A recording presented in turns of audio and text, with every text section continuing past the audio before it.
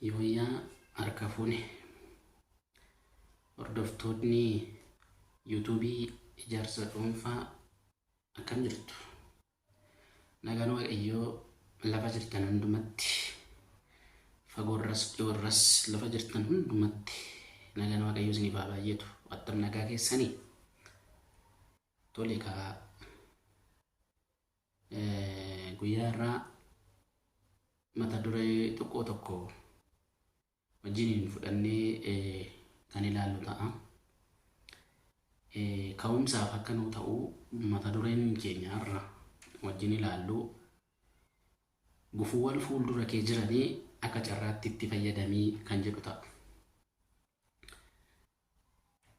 Gufuuwwan fuuldura keenya jiran akka carraatti itti fayyadamii gaafa jennu maal inni gufuuwwan fuuldura keenya jiranii? Jireenya keenya keessatti adeemsi jireenya keenyaa maal fakkaata? Namoonni jireenya isaaniitiin milkaa'oo ta'an akkamitti milkaa'an? Gufuu fuuldura isaanii jiru sana maal godhaniiti kan isaan milkaa'an? Moo jireenyi isaanii jireenya mijataa yookaan immoo ismuus ta'eedha? Neecharumaan yookiin immoo uumamaan kan jedhu sana as keessatti tuqaalee muraasa kana ka'umsa godhanneetu waan xiqqoo wajjin kan ilaallu ta'a. Egaa adeemsa jireenyaa keenya keessatti, bu'aa ba'ii jireenyaa keenya keessatti, deemsa nuti jireenya ittiin tarkaanfannu keessatti bu'aa ba'ii danuudha karaa keenya keessarra kan jiru jechuudha. Bu'aan kunis yookiin immoo adeemsa jireenyaa kunis aarsaa mataa isaa kan danda'e, qorumsoota danuudhaan kan guutame, gufuuwwan hedduu, qoraattiiwwan hedduu kan of keessaa qabudha jechuudha. Kanaaf deemsa garaa yookiin immoo adeemsa jireenyaa keenya sana keessatti, tarkaanfii nuti tarkaanfannu sana keessatti qoraattiiwwan sana akka carraatti fayyadamuu kan dandeenyu yoo maal ta'edha? Nama mul'ata kaayyoof abjuu qabu yoo taane qofadha. Tarkaanfiiwwan keenya sana gara galma gahiinsa sana akka gahuu dandeenyu jechuudha. Namoonni baay'een kan isaan jijjiiraman argitanitti yoo ta'e jireenya mijataatiin miti kan isaan jijjiiraman. Fuuldura isaanii bu'aa ba'ii danuutu jira. Haa ta'u malee bu'aa ba'ii danuu sana yookiin immoo adeemsa jijjiiramaa isaanii fuulduratti bu'aa ba'ii uumame sana akka carraatti itti fayyadamaniitu. Fakkeenya tokko haa fudhannu. Mee atileetii tokko haa fudhannu. Atileet Qananiisaa Baqqalaa yookaan immoo atileet Hayilee Gabrasillaasee gaafa fudhanne milkaa'ina atileetota kanaatiif ka'umsi isaanii irratti kam ture? Argitaniitti yoo ta'e seenaa isaanii keessattis dhaggeeffataniitu jedheetiin yaada. Ka'umsa isaaniitiif aarsaa hedduudha kan isaaniin kaffalan as gahuudhaaf. Ganama barraa kan kaa'anii fiiguun jira, qorra sana keessa bu'aa ba'iin hedduun jira, miila duwwaanis fiiguun jira, waan baay'eetu jira. Jireenya mijataa miti jechuudha kan isaanis ga'an. Kanaaf milkaa'ina namoota baay'ee yoo ilaaltanii dudduubeen isaanii aarsaa hedduudha kan isaan ittiin milkaa'an. Aniifati warra maal fakkaan? Har'a waan xiqqoon karaatti waan nu mudateef abdii itti murannu meeqa keenyatu jira? Meeqa fi tokkoon si gaafadha. Jireenya har'a jiraattu kana waggaa 5 irraa otoo argite, akkamatti otoo of argite maaltu sitti dhaga'ama? Argite? Kanaaf nama kaayyoof mul'ata qabu yoo hin taane adeemsi jireenya keenya milkaa'ina hin qabu. Maaliif naan jedhe?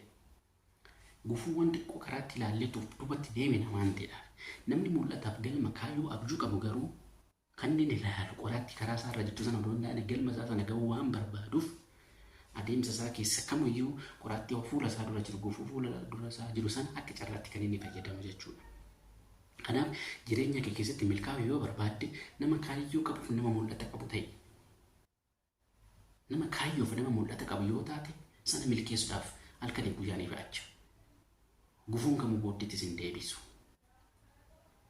Qoraattiin kamuu booddeettis hin deebisu.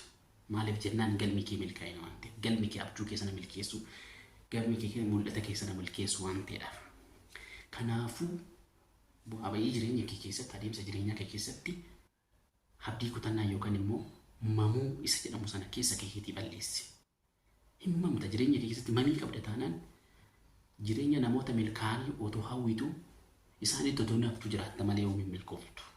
Abeeti ebeluun barakkisti milkaa'e. maal taatu akkasitti milkaa argitanii jireenyi namaa hawwaa jiraanna jechuudha. Ati maali milkaa'uu hin dandeessu?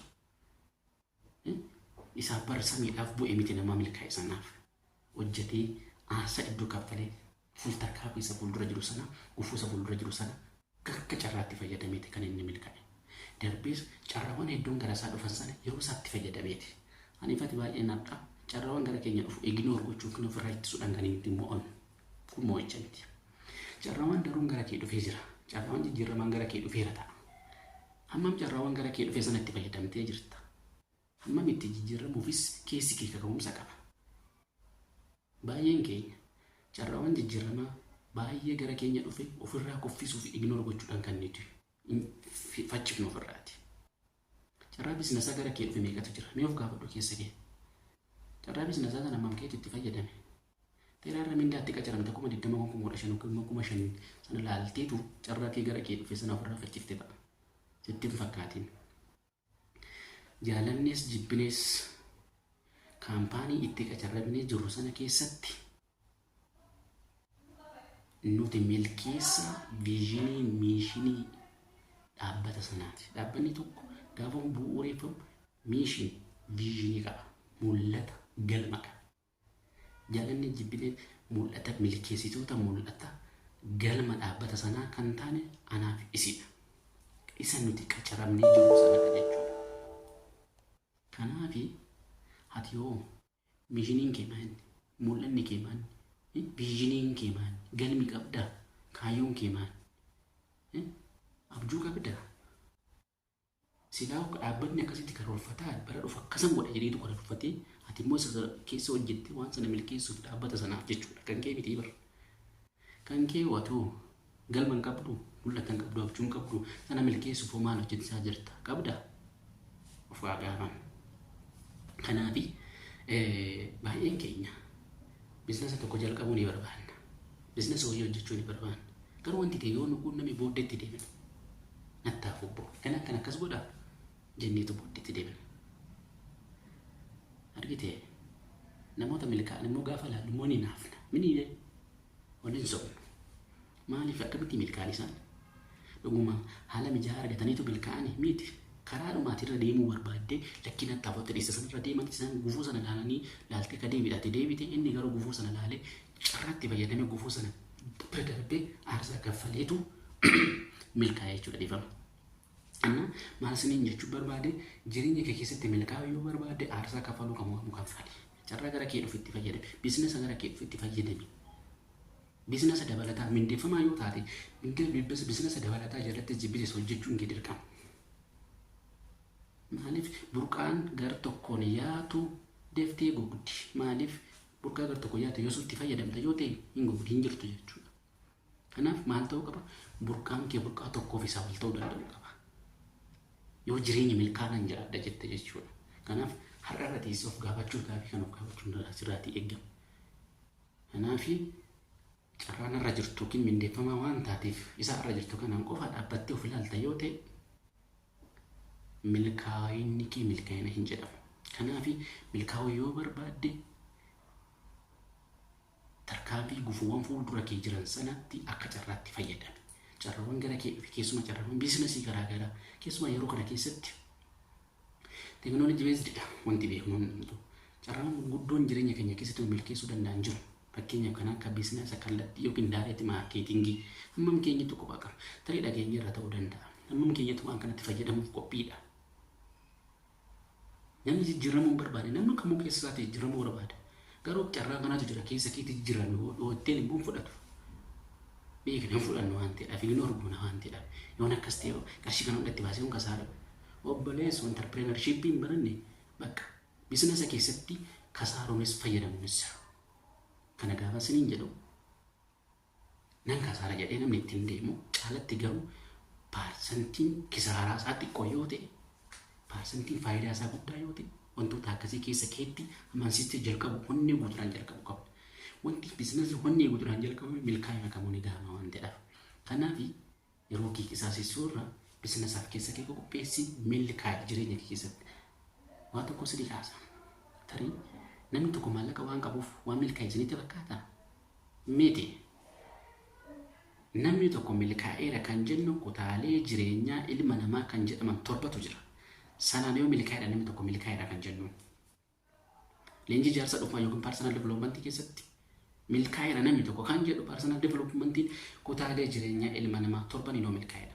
Tokko jireenya maatiidhaan yoo milkaa'e namni tokko milkaa'eera jennaan. Jireenya afurummaa isaatiin jireenya amantaa fedhaa hordofu jireenya afurummaa isaatiin yoo milkaa'eera kan jennu. Inni sadaffaan jireenya hawaasummaati. Jireenya hawaasummaa isaatiin namoota wajjin hariiroo inni qabu milkaa'e yoo ta'e gammachuu qaba yoo ta'e milkaa'eera jennaan. Inni arfaffaan maallaqaani. Maallaqaan namni tokko maallaqa gahaa qaba yoo ta'e bilisummaa maallaqa isaatti bilisummaa yeroo fi bilisummaa maallaqa qaba yoo ta'e namni tokko milkaa'eera. Baay'een keenya bilisummaa maallaqaa fi bilisummaa yeroo nuun galu hin beeknu waan ta'eef. Eenyumtaa ta'uun iddootti qacaramnee jirrutti bilisummaa maallaqaa bilisummaa yeroo naan qaba jechuu hin dandeenye. Maaliif jedhu kan nu hoogganu alaqaa keenya. Kan nu hoogganu dursaa nurra jiru kun alaqaa keenya sanaadha jechuudha. Kanaaf bilisummaa yeroo maallaqaa qabaachuu hin dandeenyu. Jaalannis jibbines bilisummaa maallaqaa yeroo qabaachuu kan dandeenyu yoo hojjenni business direct marketing yookiin business kallattii jechuudha. Kanaaf maallaqaan yoo jijjiiramne namni tokko milkaa'eera kan jennu jechuudha. Maallaqa isaa bilisummaa yeroo bilisummaa maallaqaa yoo qabaatedha jechuudha. Inni itti aanu beekumsaani. Hammam keenyatu beekumsa keenya guddifachuu dhamaa jira. Meeqa keenyatu dubbisaa jira waa dubbisaa jirra. Har'a koo sarara tokko dubbisuun kan dhiphina guddaa gaara nuti ta'e meeqa keenyatu jira. Hammam keenyatu dubbisaa jira. Beekumsa keenya guddifachuu maal hojjechaa jira. Leenjiiwwan garaagaraa fudhachaa jirra. Ati isuma kaleessaa sanarra jirta har'a. Waggaa shanan dhufurratti isuma kaleessaa sanarra teessee eegida. Namni baay'een qarshii gurguddaatti baasee barumsa sadarkaa barumsa isaa guddifachuu barbaada. Digirii jiraate yoo ta'e mindaa guddaa argachuuf maastersii barata. Jaalanne dubbinee namni maastersii kan baratu PhD kan baratu mindaa isaa guddifachuuf. Kanarraan kan ifaan biraan nu fayyadu. Argitanii qarshii gurguddaatti baasanii kan baratu. Garuu carraawwan hedduun nuyi nu guddisuu danda'an leenjiiwwan gurguddoon jireenya keenya jijjiiruu danda'an. Jaalanne jibbineen waggaa 17 ol digirii barachuuf barannee jira 17 isaa ol barannee jirra. Hamma barannee kana keessatti sammuun keenya akkamitti akka hojjetu manneen barnoota akkam keessatti hin baranne. Baay'een keenya bilbila harka keenya irra jiru akkamitti akka hojjetu ni beekna. Televezyiiniin mana keenya keessa jiru akkamitti akka hojjetu ni beekna.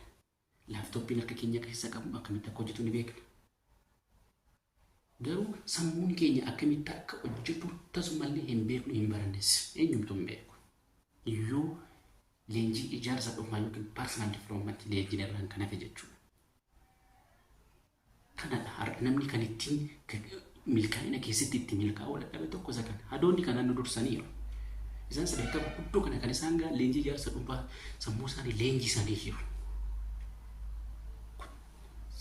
Seera leenjii kana leenjiin jireenya isaanii jijjiiraniiru. Kanaaf beekumsaan yoo jijjiirame namni tokko jijjiirameera kan jedhu. Inni itti aanu mul'ataan inni jaaffaadha. Mul'ata yoo qabaate galma yoo qabaanne deemsi keenya karaa nuti deemnu hundumtuu maal ta'u qoraattii isaa qabaatu waan sana dhigeenya. Argitanii mul'ata jechuun galma jechuun kaayyoo jechuun kallattii deemsa keenyaati koompaasidha jechuudha. Namni mul'ata qabu galma qabu amma feeti yeroo siyaasaa fudhatu waan sana galmaan ga'uuf booddeetti hin deemu. Namni galma kaayyoo mul'ata hin qabne garuu kanatti deemuu hin beeku. Kanaaf ufuuwwan baay'ee ilaalee wanti xiqqoo ilaalee booddee isaatti kan deemu namni baay'een maaliif mul'ata waan hin qabneef galma waan hin qabneef amma mkeetti karoora baafata jireenya keessatti waggaa shanarraatiin nama akkamii ta'uu qabda jireenya maatiidhaan jireenya afurummaadhaan jireenya hawaasummaadhaan maallaqaan beekumsaan mul'ataan nama akkamii ta'uudha kan itti karoorfattee jirtu shanarraa kurnarraa digdammanarraa nama akkamii ta'ti.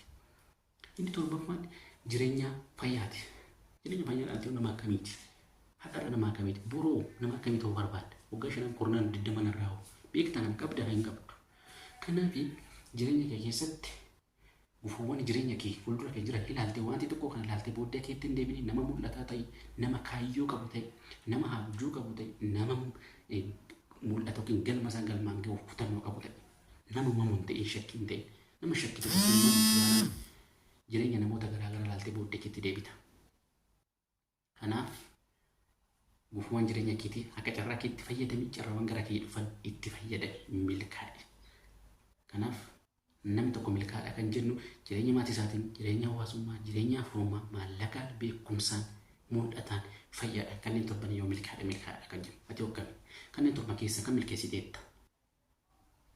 Tokko milkeessite taalaata. 2, 3. Muumaa milkeessin of gaafadhu. Kana keessa kam akka milkeessite jirtu keessa keetti gaafadhu. Kun bu'uura jireenya keetiiti. Jireenya namaa ilaaltee naafin. Ebaluu waan guddateef ebaluun guddateera baruudhaan akka isaa ta'e ittiin naafin. Ati yoo eenyu jijjiiramuu dandeessu maa wanti tokkodhaaf booddeetti deebita. Kanaaf kutannoo qabaadhu, galma qabaadhu, mul'ata qabaadhu, abjuu qabaadhu, fuulduratti harkaafadhu ni milkoofta. Kanaaf har'a barumsa xiqqashuun jiru waan xiqqashuu tokko keessa na bula akka boshite shakkii tokko hin qabu. Waan dhaggeeffattanii galatooma. Yeroo gaarii qabaadhaa. YouTube keenya subscribe, like, share godhaa. Kanaaf gara fuulduraatti waan baay'ee wajjin kaasnee wajjin barannaa. Yeroo gaarii qabaadhaa. Turtii gaarii.